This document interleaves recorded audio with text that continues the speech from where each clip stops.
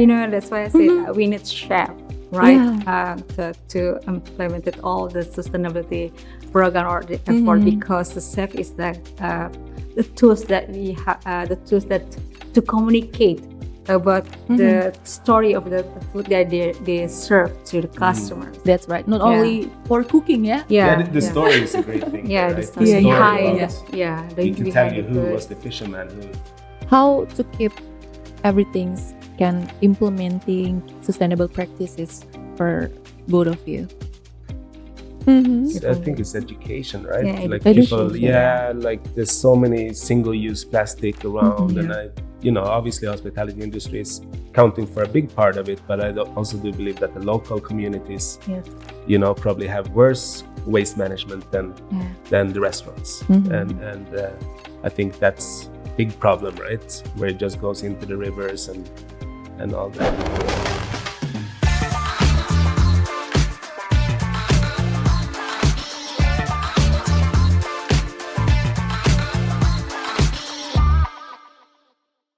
Hello there, welcome back to the podcast. Back again with me, Widya, and today I'm here with our special guests.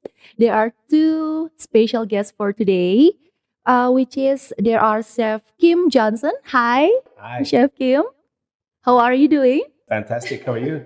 Yes, I'm good and great. And we have also Miss Hema Sitorus. Yes. Yeah. Thank you for coming and joining us for this podcast. And today, viewers, we will talk about something that's really interesting because we will talk about culinary innovation, sustainable sourcing, and market evolution in a world-class hospitality destination, which is in Bali. And we know that everyone's love food, love Yeah. culinary, True. right? Yeah, true. So for the first question, I want to ask you guys, so what is your Balinese food? The most favorite? Favorite one. Yes, favorite one. Oh, baby guling for sure. Absolutely. Yeah. Babi guling, why? The skin, yeah, so the crispy taste, and then Mhm. also probably the ingredients quite a very Indonesian taste. Uh-huh. Yeah, and then I love the sambal mata and then sambal mbe. Yeah. How about you? Babi guling also. It's just a complete meal. It has everything there, the spices. Uh-huh. It just feels like Bali Yeah. and the crispy skin, of course. Yes, yeah. me too. I love babi guling so much. Okay, if we talk about culinary, so now in this podcast, we will talk more about how Bali's food and beverage or F&B sector, is navigating the crossroads of culinary innovation, sustainable sourcing, and also market evolution, and what it takes to thrive in one of the world's most competitive hospitality markets. So I'm so grateful can talk with Yeah. you guys because Thank you. Chef Kim is an expert in world-class culinary innovation based right here in Bali. So you around 5 years? 5 years, yes. 5 years. So we also have Miss Hema Sitorus from Bali Sustainable Seafood, a Yes. leading voice in ethical sourcing and operational excellence in the hospitality supply chain. Yeah. So next we will talk more about your Bali Sustainable Seafood. Okay. But before that, I just want to ask you guys about for you, what is emerging trends are you observing in Bali high end and casual F&D market for nowadays? So maybe Chef Kim, you can answer first.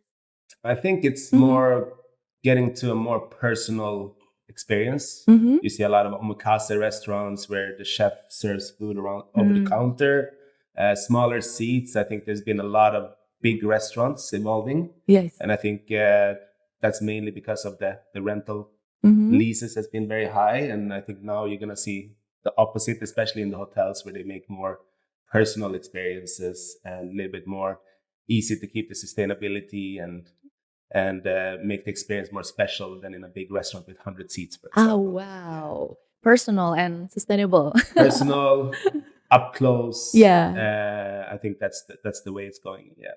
Okay, so how about you? From the supplier perception. Yeah, I think it's like more people are aware about the sustainable sources. They're more like the concept. The more like the program. I know it's like higher than the normal fees. I think people like more aware about the sourcing. Yeah, yeah, Okay, yeah. so yeah, you focus on source there, Yeah, I'm sustainable focused on source, sourcing, even especially like in doing delivery as well. Also the I got the waste management. Yeah, yeah, yeah, everything's yeah, yeah. about seafood, But yeah, especially. especially for Swiss, yeah, yeah. Okay, that's really interesting. Yeah. So I want to ask you, Chef Kim. So how do you incorporate local and sustainably sourced ingredients into your culinary creations? I know you are amazing chef. Yeah, that's a good question. I call it sometimes Nordic Mm-hmm. meets tropic. Okay. Nordic is true. But obviously using a lot of international techniques like French and modern Mm-hmm. techniques, but trying to use locally sourced produce Okay. such as seafood and vegetables. Mm-hmm. I like a little bit minimalistic style of my cooking, not too many ingredients, and try to keep it plain, but let the product speak for itself. Okay. So I think that's kind of my vision here is to create that Scandinavian minimalistic, but with the Balinese or Indonesian products. I see. Yeah. Sustainable and local. Yeah, You focus local. on local. Obviously, it's not always 100% possible, but I think you can divert the menu to that way. Yeah, for Okay. sure. How's important sustainably sourcing in culinary or in F&B service for you? This is very important, yeah, because they're like actually the company that who can support to get the goals in the sustainability, especially in fisheries. Fisheries. If we don't have like a chef, if we don't have the customer, it's impossible that we can achieve the goals. So we need them. We need chef. We need the customer eating and then aware about what they eat. Yeah, yeah. And can you tell us more about your Bali Sustainable Seafood? The company? Yes. Yeah. For the So viewers. basically, Bali Sustainable Seafood, we create like how we want to educate our local people about how important sustainability in fishery industry, which is so many actually the fishermen in Indonesia, they're doing good practicing when they do go fishing, which we are working with a small scale fishermen in Indonesia, like in Sumbawa, some in Bali, Sulawesi, and Maluku. So we create this to want to educate our people so they aware about what they eat for sure, and then why is this important, like how they can involve to like protect the marine life, to like aware about like what what the next generation gonna eat in the future.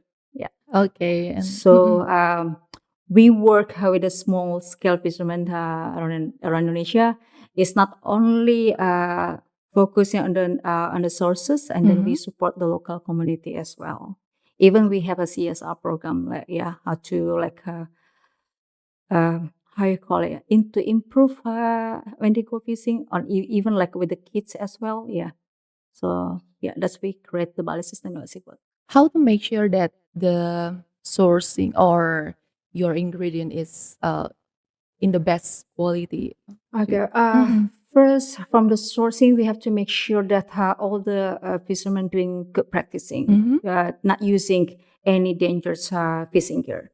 So we, how you call it, like evaluate, doing like a assessment first, and then also there some the community already like assessed by some NGO, which they're working direct with them. And we also make sure that all the visitors have to bring ice when they go fishing. So cold chain is very important for the quality. And and then when they deliver to us, we have to make sure that the quality is good, the cold chain is there. And we are also selective when we receive all the fish. We doing grading, selective which one meet to our standard, which one not meet to our standard, and then after that we deliver to the customer. Yeah. So, from your opinion as a chef, so how's important and what you do to you will know that the ingredient or the source is fresh or no. So how you make sure that the sourcing or the ingredients is the best for the customer. I think it first starts with the Mhm. supplier, choosing the good supplier, Mhm. like Bali Sustainable Seafood, for example, where you can trust that they have their own practices of checking and controlling that the fishermen's and the supply chain, etc., is good, right? And for me, sustainability is not only about organic product; it's also about the other practices they do about I keeping, see. fair trade and keeping the people happy, educating Mhm. people also, right? And it's not that easy in Bali to find too many of these suppliers, but there Okay. is. And I think it's just choose carefully about the suppliers you find Mhm. to make sure that they have good practices. I think that's the best way. And then obviously you need to control it when you receive the product also. But there needs to be a trust between the supplier and us as the customer, right? Yes. To know where the product comes from and how it's been developed or crafted or farmed or Yeah, that's right. Great ingredients will make great dishes. of course it Yeah. always starts Yeah. with the ingredients. Yeah, yeah. You have to have a really good quality really when good you quality. serve food. Yeah, Mhm. it will show light through the dish if you have a a great piece of locally sustained Mhm. seafood than something imported that has been frozen, for example. Yes. The guest will definitely notice that. Mhm. Yeah. That's interesting. So, you before you talk about personal experience, right? So, I just want to know your opinion about what role does the kitchen play in the overall guest experience? How do chefs and kitchen teams shape the emotional and narrative impact of the guest dining journey, especially? Oh, I think it's Mhm. very apparent where you see so many open kitchens nowadays. So you Mhm. see Yeah. majority of the restaurants would have an open Open kitchen, kitchen, yeah. where you would see the chefs working. Yeah, it's very And so it's not interesting. behind closed Yeah. doors anymore. It's more Yeah. fun. Yeah. And obviously all the TV shows that everybody's watching, the screaming chefs and and all the cooking shows, MasterChef, for example. And I think also the Mhm. customer very enjoying with the open kitchen. They Yeah. like it, yeah, Yeah, because they it like brings it. atmosphere and it Yeah. brings emotion, right? Yeah. So you need that feeling from the chef, and you can see who's cooking your food. It makes it more personal experience. Yeah. and True. definitely, I think that's a big thing. You can also see a lot of chefs coming out and pouring the sauce. I see. Yeah. Even in casual restaurants nowadays, that used to yeah. be only a fine dining feature where you have a set menu, but nowadays you even see it in all the casual modern restaurants also. So, which is pretty fun, and it makes it more fun for the guest also. And Yeah. you want that close experience, right? Yeah, True. yeah. So it makes the dining experience more, more, what you call it, I think it's more. very important when Mhm. customer has like a very nice experience. When they go the dining, it's not only see the live kitchen, but Yeah. how the chef, how you call it, is served. Mhm. And some right now I think like food is like a part of the art as well. Like there's so many beautiful like all the stuff like serving like a beautiful plate, beautiful food. Yeah. It's not Wow. only about the taste, but how do they display the food? Yeah. It's Not- creating memories, right? So it's adding to the experience, and, Yeah. and sometimes it's not always the food you remember. Yeah. Yes. Yeah. It's many times the service, and, Yeah. and then when the chef is incorporated into the service, Mhm. you get that connection that's better. Yeah. People come to the restaurant to get that experence, yeah. Yeah, Mostly. that's what they pay for more normally, right? Many people can cook at True. home and don't have to spend for 400,000 or 500,000 for I a see. steak or whatever it is. Mhm. They want to come there and get an experience that's different than normal Then restaurant. also right now customer love talk with the chef. Yeah. They love talk with the chef. A lot of photos, a lot of Many fans. a lot of photos and a lot of Take a picture with questions, which is fun, right? Because this is the customer. This is what we do it for. We do it for the customer. You know, there's obviously a business aspect, but in the end, you want to make people happy and give them memories and good experience. Yeah. Not only take picture with the food, but also The chef. Who is this They take chef? photos all the time. It's like my wife do it all the time. Every single dish needs to have a photo, and then the photo together, the photo with the chef. Yes, that's really amazing experience. Yeah. Meet with the That's chef. why that's why I said we need chef, right? To implement it all the sustainability program or the effort, because the chef is the tools that we have, the tools that to communicate about the story of the food that they serve to the customers. That's right. Not only for cooking, The story is a great thing. Yeah, right? the The story behind about- the we can tell you who was the fisherman who fished the fish. Right? It's not only talking about the food things or fish. Sometimes even the customer cares about the plate, right? Yeah. Oh, how did you get this plate? It's beautiful. Oh, yeah. So and everything. So this is like we think like customer is like more aware about everything. I see. I think we have a different level right now, for the customers. Absolutely. I think information is so accessible, so people have so much information about what's going on, and so they will Market evolution. market evolution. True. So, what do you think That's about a simple word. Market evolution. Market evolution. That's exactly what it is. Yes, people more want to find the experience. True. Yes, and want to more know details about that food. True, Not only the taste is good or not. Okay, so how can chefs and sourcing teams can collaborate more effectively to align creative innovation with sustainability and operational efficiency? What do you think? From my side, I think probably chef can provide some information on their menu, like delicate sustainability, then source from this maybe it's in this area or sourcing from this supplier. I think that's gonna be like a tools that chef can communicate with the customer, even when the customer comes, chef come in and talk about the food. I think that we can like align, collaborate from a supplier to the F&B hospitality. Or probably like if they want to ask, provide with a QR code. Using the QR code, making on the menu, the QR code. So like customer can scan it and then, so the fish come from this or the vegetable from this the area. So they get the more information. So menu probably, I think communication is the key. You know, for example, as a chef, I think the big point there would be more to build a menu around what's available. So we can get the question to Hema, for example, what's available, what's good now, and what's fitting my price or what's the fitting season my right menu, now? what's seasonal. You know, can you get this every week? Or, True. So you can build a menu around that. That's why you don't see many books in the restaurant anymore. It's more printed pages. So they can change the menu more depending on what's available.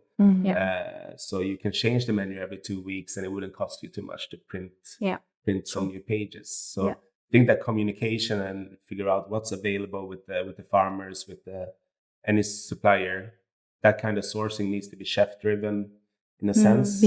And that's where the chef has a responsibility to ask the question, what's available? Ask the question. And not say, ask the chef. not just say, I want this, and then they can't get it, right? And so we also have that responsibility to figure out what's available.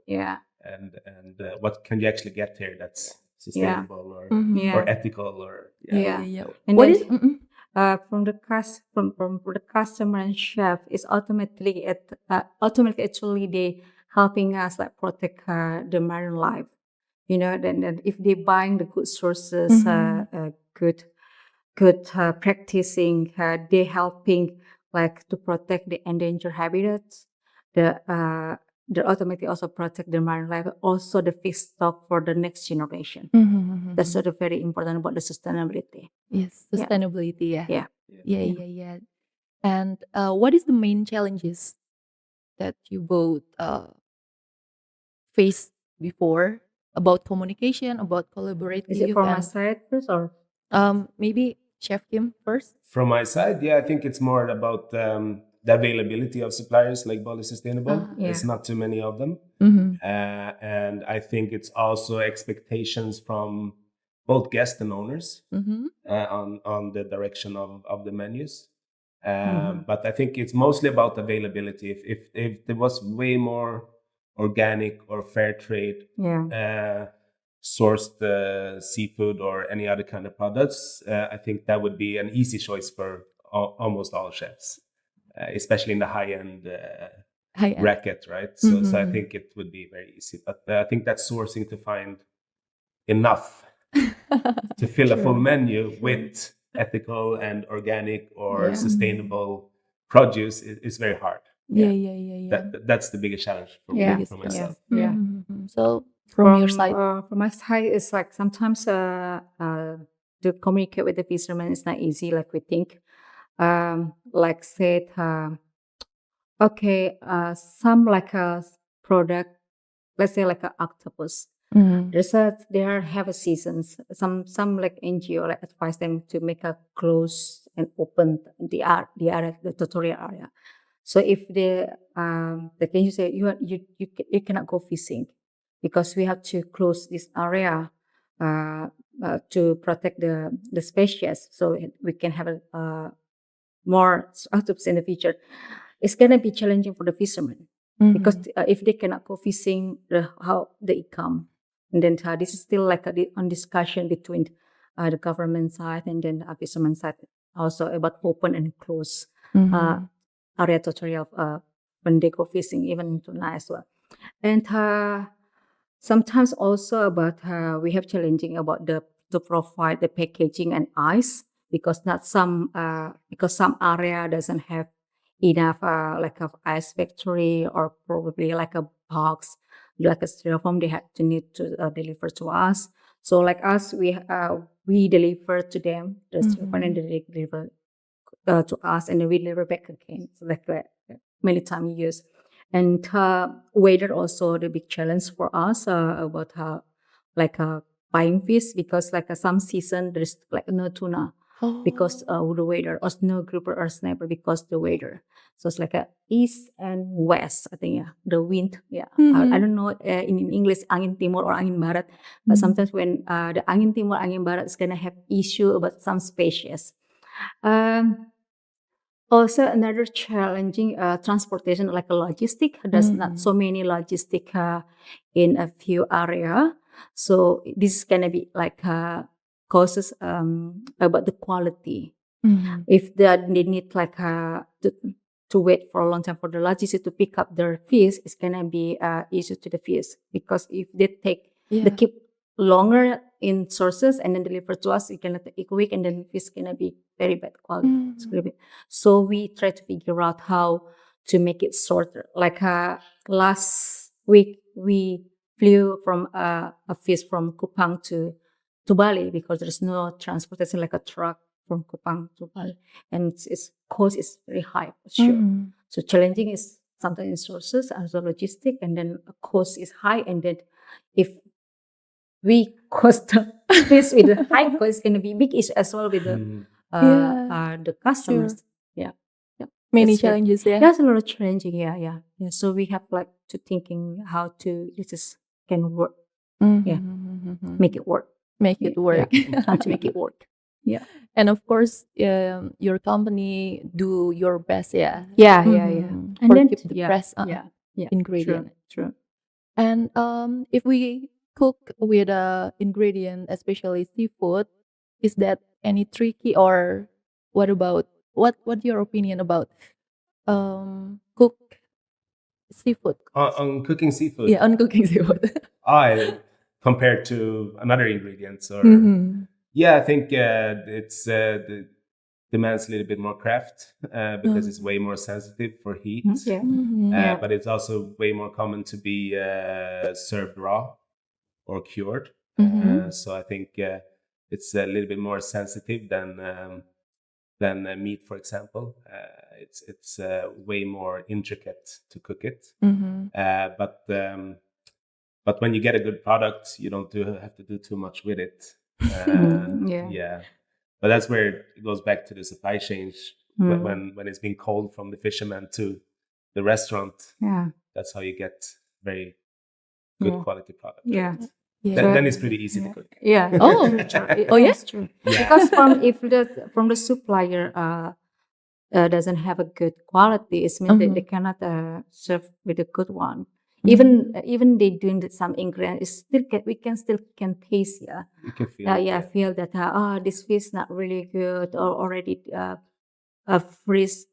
Like even like a freezing process, you have to use like air blast freezer to keep quality good. But if you're using like the normal freezer to froze your fish, it's gonna be the quality really bad. It's not really bad. It's just not good as a fresh or with air blast freezer. The meat is like how you call it? It gets softer. Softer. You It's break the ice break crystals. It's kind of Okay, so we talk more about Bali F&B industry. So for you guys, what is the future of Bali food and beverage identity? How do we build a reputation that combines quality, responsibility, and cultural authenticity? I think for me it's pretty simple. You can see it in there's a lot of good local chefs now that knows the heritage from here, that's been trained by international chefs, but now they're themselves head chefs, executive chefs, and they know the culture and know how to replicate that childhood flavor with the spices they had, and I think that's the trend is kind of to continue building on that heritage food. And you see a lot of Southeast Asian grill fusion restaurants at the moment, but that kind of connects with the local because you can get all the flavors here. And then you see some great restaurants mixing that with local Balinese bumbos or spices and things like that, right? So I think definitely it's heading to the local because it's way more sustainable, and it's also can keep the price down for the menus. So I think it's also something that people wants to eat when they come to Asia or to Bali, right? Bali. Some people wants a burger also, but that's more everyday food, but that's not an experience, right?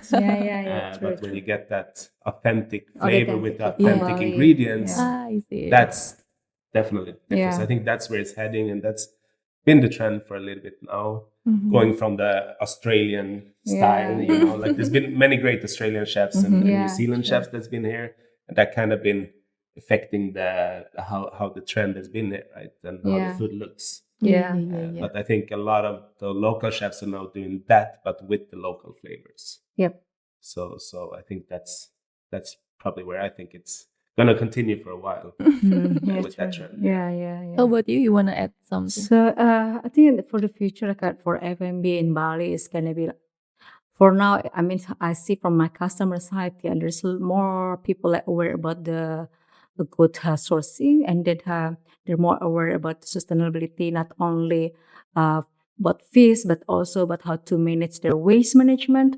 And I think Bali is gonna be like one tourism sector is gonna be like the first sustainability tourism in Indonesia probably, because so many right now it's like so many people like more aware about plastic things, about how to manage their food, about food waste, about fish, even meat as well, even like organic, like herbs and vegetable. So for me, like Bali, like very aware about the sourcing, also aware, and then they need the transparency also from us, like do we really doing the sustainability, or it just like a branding, or it's just for market to attract people.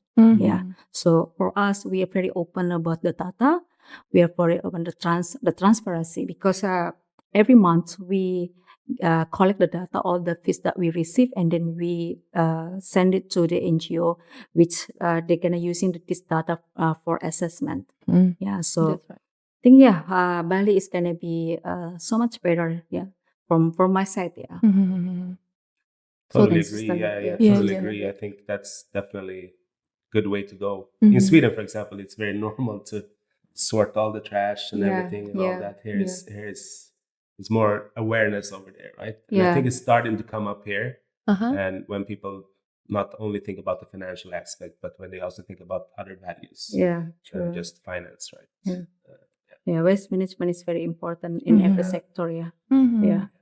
Like us, we are working with a few foundation for to manage our waste, like Maggie Farm, BWC, and that Plastic Persona. Yeah, so doing recycling, reuse, even like some product that we not use, as we work with the foundation, which they can distribute that product to people who has hunger issue. It's kind of like that. Yeah.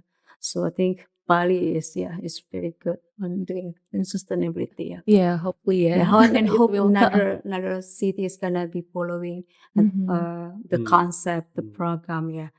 So yeah. So it's not about resources, but waste management is important too. Yeah. Yeah. Yeah. Yeah. So you say that transparency. Yes. Yeah. How important transparency? Transparency is very important, that so your customer really understand that you're doing right, because we don't want to do only doing marketing. Let's say we are have a good sources, but we have to prove to them that where is the fish comes from. Yeah, so we know exactly the local community and the fishermen. Even like my team also check first before we buy the fish, and so yeah, there's a because the data also the NGO gonna use that for assessment and then see how the seafood work, how the seafood work right now. Like from the data they can check, oh, in this area is overfishing, or in this area is a green zone or red zone. Like that. So if a lot of supplier doing that, it's gonna help the NGO and help the government as well. Yeah, and then we understand, the fish stock or population in Indonesia is still in green area or red area. That's they're gonna use from the data. Yeah. Jadi based on data Based on data, and the fact, yeah. The fact. And for next, we have a project for the next that we're gonna work with Sari Laut Lestari, that helping us to provide like a device and then the device, and then we're gonna doing like a labeling, so every fish is gonna have identity. Yeah, so this is gonna be the next project with them. Yeah. Identity. Yeah, the identity. Yeah, it's like a KTP for fish. Yeah. Yeah. Oh yeah. Yeah. It's like we have for tuna, but for some fish not haven't yet. Yeah, so yeah, we're gonna doing that, and then so customer can see it. Yep. Okay, so my next question is, what are the practical benefits of implementing sustainable supply chains in Bali F&B industry? So, and how do these practices translate into operational efficiency and profitability? For my, hold on, can you repeat again? It's like a lot of things. Okay. So what is are the benefit? yes, So from practical myself, I think like benefits. the practical, you have to doing right first, and then if you're doing right, it means like you have a good reputation for sure, right? And then people gonna love you when you're doing right. It's kind of like, oh, they're doing right. Oh, it's like it's a brand. The branding is gonna be strong. Yeah, the brand is gonna be strong. And what is the benefit? The benefit is like we help the fishermen. We help the fish that the marine life is not, how you call it. It's tidak punah. How you call it in punah? So we protect the species. We protect the ecosystem, right? So it's gonna be good if super doing right, like taking care of the ocean, taking care of the fish population. It's gonna be affected that you keep the earth keep healthy. like healthy, and then the reputation, good, the transparency as well, So I think that's from my side. You want to add? Yeah, I think Mm-hmm. the biggest benefit, there's many benefits, but I think from a chef point of view would be the quality, but also knowing that you have a feel good product, right? So Yeah. you can true. know that it's been managed from start until it reaches your restaurant, Mm-hmm. and this that you can convey to the guest, for example. But yeah, definitely longevity in the earth. Yes, You know for the earth. that we can get the same fish for many years and generations to come, and Mm-hmm. like we're already seeing extinct species, red listed species at the moment, right, during our lifetime. And as I used fish when I started as a chef that you can't use now, so just in 20 years. So I think that's something that's very sad, right? Mm-hmm. So I think that's the benefit of doing that. You get that whole chain, definitely. Yeah. That's It's interesting. like earth, like a 70% waters or 80%. 70% earth is Water. waters, and 30% is land. If the 70% screen it means there's gonna no life in this area, because the oxygen, Ocean. ocean produce oxygen. Yeah. We need a healthy ocean, so you have like healthy earth. Keep the earth, keep the ocean. Yes, true, Yeah. true. Yeah. So I just want to ask you about you say that identity for the fish, for the fish. and for the chef you also have a signature, right? So what defines your signature culinary philosophy here in Bali? My signature culinary. Okay. Uh-huh. Well, it's kind of like I said before. It's minimalistic and but using French techniques with local produce, keeping true to the land and the ocean around you here, making a menu that's that guest wants to eat, but at the same time showing around the nature and your surroundings. I think that's my philosophy is for that. Okay. So next, let's talk about how we keep our ocean, our earth can be bring a positive impact for us. Maybe you have Well, already a clean have ocean. this prepared. clean ocean. Yeah, there's only benefits for that. I think it's no negatives at all. But Don't put your trust in ocean. yeah, To keep I think we already like explained probably during this podcast that you have to taking care about the population. You don't ruin the endangered why don't fish them like the endangered habitat, and because they're very important, you have to take save the like a dolphin things, turtles, and also like how the rabies thing. Please don't put any rabies to the ocean because it's gonna kill some species there. Waste management is very important as well. Waste management, yeah. So yeah, that's really important. So we have to take care our ocean, especially. Plant the mangrove. yeah. Plant the that's mangrove also is very important. Don't forget. Yeah. There's so many things you have to take care of the ocean. So many things, and there's so many aspects as well can impact the ocean. Even for your sunscreen can impact the ocean.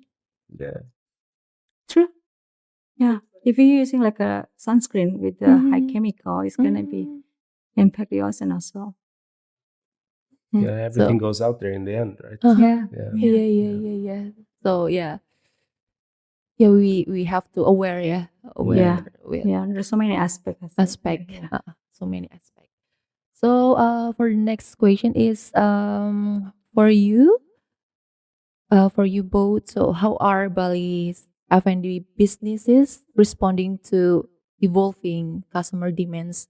You know that nowadays market improve, and what you do to give them something to based on their demand to attract customer demand, the customers. Yeah. Yeah, I think Bali is evolving very quick, right? There's so many new restaurants opening up all the time with different concepts, and you see the trends are very much followed. Yeah, You know, true. you see a new trend of Thai restaurants, and then 6 months later you have 10 of them opened. Yeah. I think Bali is very quick changing and fast changing, so it follows the trends of what the customer wants. So I think in general here in Bali, they're pretty good at keeping up with the trend. And customer demands, I think, there's so many restaurants now, so I'm not sure if that's sustainable either in a sense. But I think when you come to Bali, you have something that you can't have anywhere else. You get that Balinese Indonesian culture, but you also get a Western taste, right? Like you have better Western restaurants here than anywhere outside the big cities in Asia, for example, right? So I think that's what's attracting for Bali, where you can get Australian style local food, for example. Yes. Okay. What about the culinary innovation? What is your innovation for the culinary, especially in Bali or My personal innovation. Well, I like to create different concepts all the time, and I like to be specific with them. So I wouldn't pinpoint one specific, but I think it's more about following the projects around you and then craft them, make something out of them that follows my identity as a Nordic chef, right? So that's why I say Nordic meets tropic. That you're using. Back home in Sweden, we wouldn't use too much chili and not as much garlic either, or lemongrass and things like that. So it could be very simple as like a confit fish with lemongrass beurre blanc. So basically, it's a butter sauce that's infused with lemongrass, and then you would have a green oil with kemang. So you would have like local basil flavor with the lemongrass, but then you have like a fish cooked with Western technique, for example, right? So that would be like the innovation, blending the local with the international, the mix. Western. It's not really fusion, but it's kind of fusion, but yeah. That's look delicious. I feel hungry right now. Good. So if we back then about pandemic, I think pandemic is changed everything, especially change the culture, F&B industry. Yes, it feel the impact too. So if we talk about pandemic, post-pandemic resilience has become a top priority. And what are some lessons learned in the past few years that can help Bali food and beverage businesses become more adaptable and future ready? Locally grown produce. Locally. Because during the pandemic, you couldn't import, right? So it wouldn't go through the customs. So I think it's one of the good things that came from there. I think you got more and more locally grown products. You probably had way more farms blowing up after that. So I think that was one of the few good things about that. But definitely locally grown. So you self-sustained. It would be great if we could be self-sustained in Bali or surrounding islands. Don't have to import beef or other like dairy. The butter, for example, is a big one, right? But so it would be great if there would be, and it's up and coming. There's a lot of suppliers coming up making cheese and making butter, and then obviously some like in Java, in Java, burrata, like So and even blue cheeses, like French style cheeses and things. That's pretty good quality. So, but they're still learning. But I think that's gonna just get better and better each year, right? Yeah, agree. Because you can't get that culture just in 5 years. It takes generations to master. Yeah. So I think that's some good thing. Like more local artisans are popping up more and more. Obviously, because of the demand, also, right? I think pandemic. I was not here before pandemic. Yeah. Where are you? So I arrived in the pandemic, right? Oh, So when I arrived here, it was a little bit tough. Yeah, I met Kim during It was pandemic. during pandemic. Yeah. So, but then it picked up in late 2021, 2022. You had the domestic market that was pretty good. Yeah. All the Jakarta, Surabaya, they came over to Bali. Yeah. And that was very interesting, and very good that we have such a big local demand, right? Yeah. But I thought that shifted also from importing to using more local produce for majority. But yeah, there's after that so many restaurants opened up, right? True. Yeah. True. That's true. It's like in Canggu and Pereira. Yeah, Canggu, Uluwatu, you have a lot of things after pandemic. Yeah. Oh my goodness. So Yeah. massive. You cannot count. Yeah, So so massive. massive. Yeah, but So massive. sometimes it's not sustained. Yes. The big issue is not sustained. It's the trend is different, yes, but the issue is not sustained for the restaurant because so many wow. like are doing like a trend. Okay, somebody using like a one trend, and then there's so many followers, and after that they're not sustained for like 1 or 2 years, right? Yeah, you see them closing down. Yeah, closing down and because- change again. Even like I have one customer. This like I think like a same place. They already changed like 3 times for the name of the restaurant. Yeah. Really? Yes. That's the problem when your only motive is business and money, right? Yeah. You need to have the heart and the soul, Yeah. and then the money should come also, of course. Of course. But you need to have a different motive than just money. Mm. And if you have that soul, people will feel it, and you will give definitely better hospitality and experience, right? Because normally when you open up a restaurant just because of the trend, you don't master that concept, right? You Yeah. just read on internet and Google and found some recipes, and then hopefully you found a chef that could do something. Yeah. True. Yeah. Yes. So that's interesting issue, Yeah. about sustainability. Yeah. It's not and- about sources, also about the area. The area. Yeah. Oh. Yeah. Because it's a massive development right now. You know, it's Yeah. a massive building. And The then it's infrastructure doesn't hold up, right? Infrastructure, Yeah. yeah. So you can see that sometimes when there's a traffic jam, the whole dinner service would be late. Yeah. Oh yes, like I remember like last year, I think for the New Year's, everyone expecting it's gonna be like huge. So many tourists is like gonna come to Bali, but it's like not like what my customer expect. Like, oh, this year it's not like last year. Yeah. Some customers said people doesn't want to go because the traffic. Yeah, there's a bit of a negative narrative Yeah. about Bali, about the traffic and Yeah. and overdevelopment and etc. Yeah. So I think that's something that's deterring a few people, especially when the world is opened up, especially for the Jakartans and Surabaya, when they can go to Thailand, for example, or another place, right?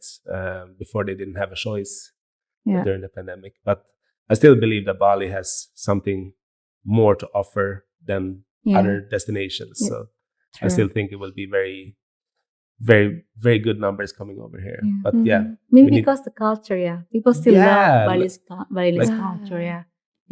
I stayed in Lombok for 3 months and beautiful island, but I was still like, Bali is Bali. It's the best.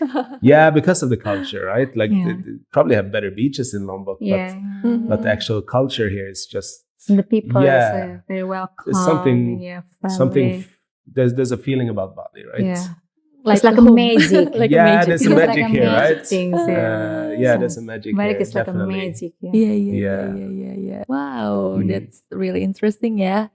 Talk about Bali and F&B and all the improve in our life. Did you know that actually Bali is the best place for the cuisine? Yeah. For the food. Oh. Yeah, it's like if you want doing a great culinary, like try to get a really good food, like a high level food, where did you go? They're gonna say Bali. Absolutely. No, it's very Bali is the diverse. best. Very diverse. Yeah. Really? You can still get a high-end set menu in a fine dining restaurant, Yeah. and you can eat a fantastic babiguling on the street. So you can spend 2 million or you can spend 25,000. So it's pretty diverse. Yeah. Yeah. And Bali is identical with spicy food and many bumbu. Yes. That's the authentic. Yeah. So it identity of Bali Yeah, is in the food. the food. Yeah, the best That's food. right. So, how to keep everything's can implementing sustainable practices for both of you?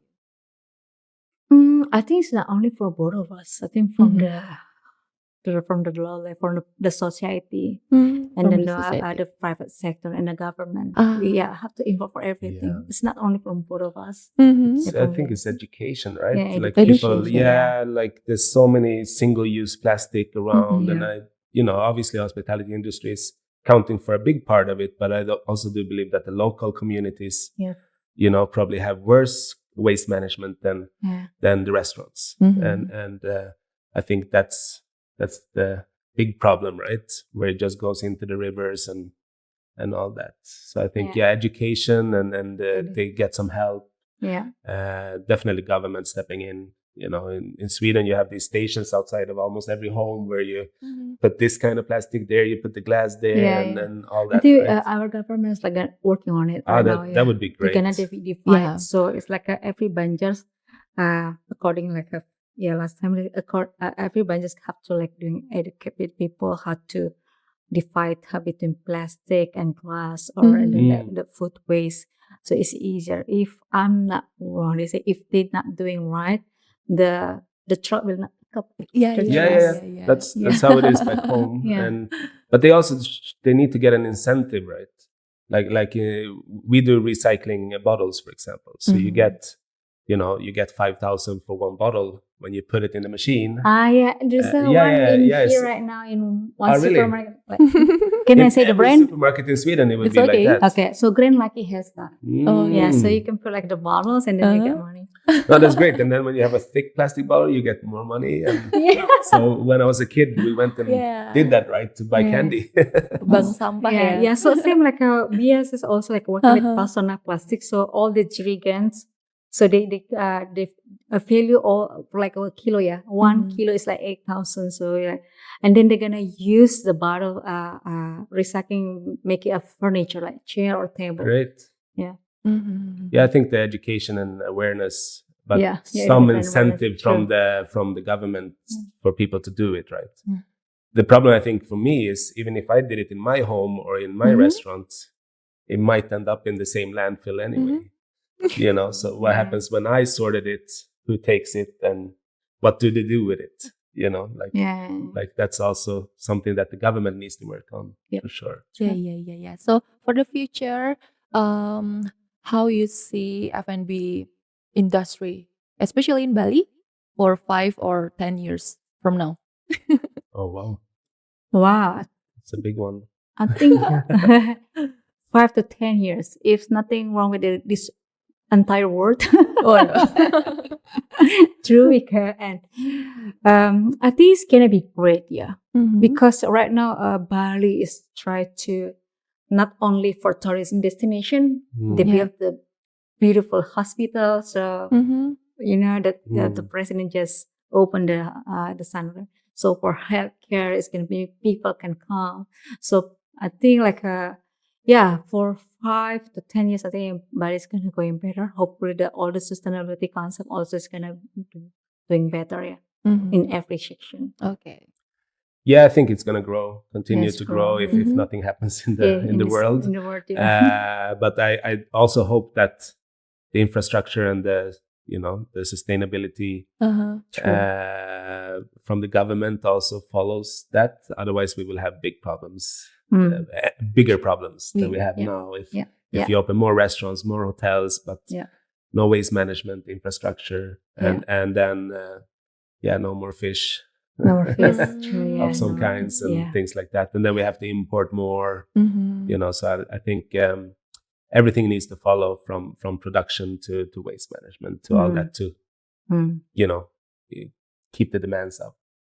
But I think it will be continuing, and you will see different areas popping up, like Uluwatu in a year now as becoming a new Shango, and you will see a few more people leaving up to Manggis, Sideman, those areas, right? Ahmed, things like that. You will see more people that wants to flee that Western and want to have that Balinese culture. So we have to optimist. Absolutely. We have to. Yeah. There's no other way. Yeah, No other way. No other way. Okay, thank you for this It's great pleasure. conversation. Thank you. Thank you for Pleasure. joining us to Dialog Podcast. And hopefully you can grow and you can be more successful in the future. Yes, Great. thank you. Thank, Thank you, you. everyone, for Thank watching you. Dialog Podcast. And see you on the next episode. Bye. Bye.